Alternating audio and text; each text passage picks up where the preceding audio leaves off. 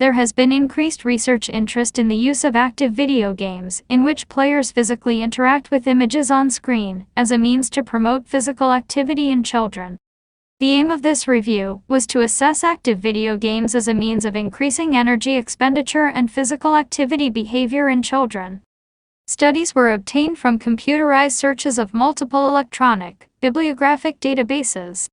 The last search was conducted in December 2008. 11 studies focused on the quantification of the energy cost associated with playing active video games, and 8 studies focused on the utility of active video games as an intervention to increase physical activity in children. Compared with traditional non-active video games, active video games elicited greater energy expenditure, which was similar in intensity to mild to moderate intensity physical activity. The intervention studies indicate that active video games may have the potential to increase free, living physical activity and improve body composition in children. However, methodological limitations prevent definitive conclusions.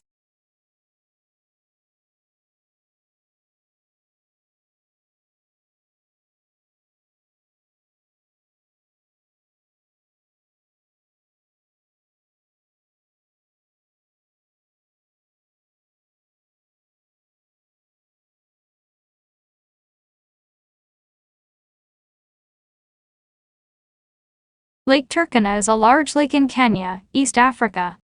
This part of Africa was home to some of the first humans. Here, archaeologists have found piles of bones, both human and animal, and collections of stones that humans used as tools. By carefully uncovering and examining these remains, scientists have started to put together the story of our earliest ancestors.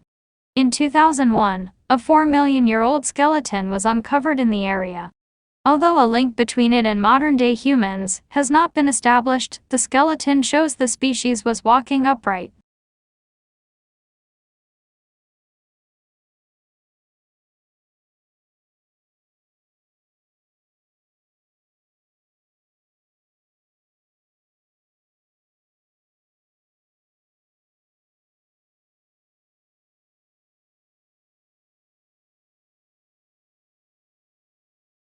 Understanding the number of species we have in our marine environment is a basic need if we are to protect and conserve our biodiversity. This is vital in today's rapidly changing world, not just here in Hong Kong, but especially in Southeast Asia, which holds the world's most diverse marine habitats. SWIMS is playing a major role in trying to measure and conserve these important resources, both within Hong Kong but also together with its regional collaborators in Southeast Asia, said Professor Gray A. Williams, the leader of this study and the director of HQ SWIMS. The enormous array of marine life in Hong Kong, however, has yet to receive its desirable level of conservation, as currently only less than 2% of Hong Kong's marine area is protected as marine parks or reserve, as compared with approximately 40% of our terrestrial area.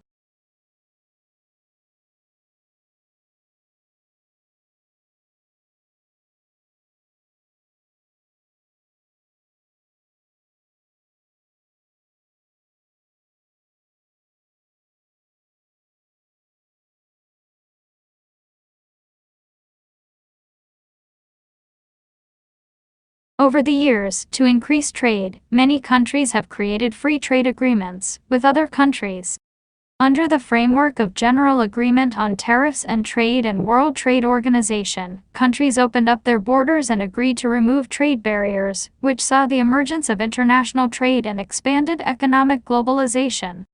For example, in 1994, the United States, Mexico, and Canada signed the North American Free Trade Agreement, NAFTA, which ultimately removed all tariffs on trade goods between the three nations. This allowed globalization of goods and services, as well as people and ideas, between these three countries.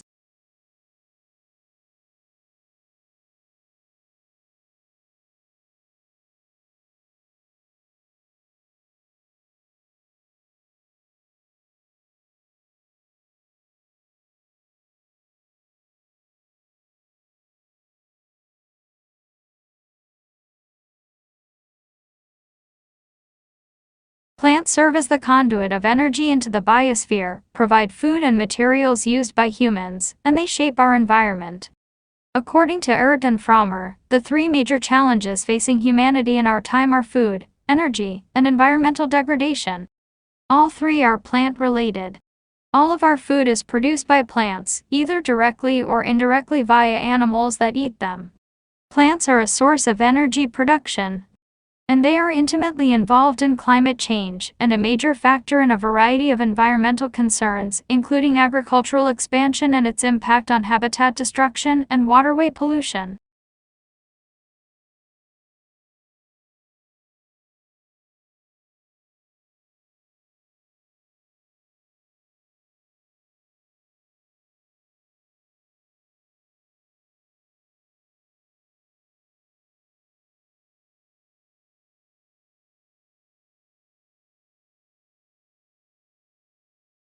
Mass migration has produced a huge worldwide economy of its own, which has accelerated so fast during the past few years that the figures have astonished experts.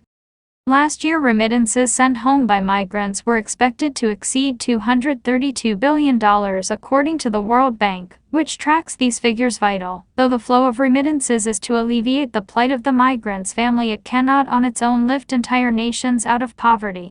Those who studied the impact of remittances argue that the money allows poor countries to put off basic decisions of economic management, like reforming their tax collection systems and building schools.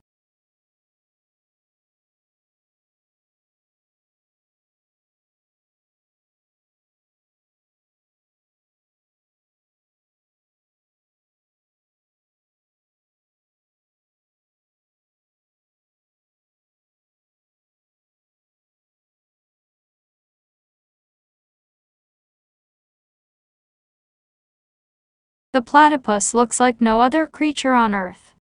Physically, it appears to be a hybrid blend of a bird, beaver, reptile and otter, with additional characteristics not contained in any of these four. On cursory examination, the platypus has a bill that most resembles that of a waterfowl, not the mouth of any known mammal. Yet it is not an ordinary bill. It is actually a well-designed sensory organ. Not a nose, but a highly sensitive electrolocation sensor, detecting minuscule electrical impulses generated by its food source of small crustaceans and worms.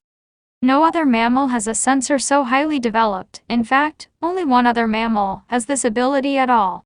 Then there are the webbed feet, similar to those found on otters. Unlike an otter, however, the webbing is far more pronounced on the front feet of the platypus, which it uses like paddles for swimming. While in the water, the back feet are tucked into its body and hardly used at all.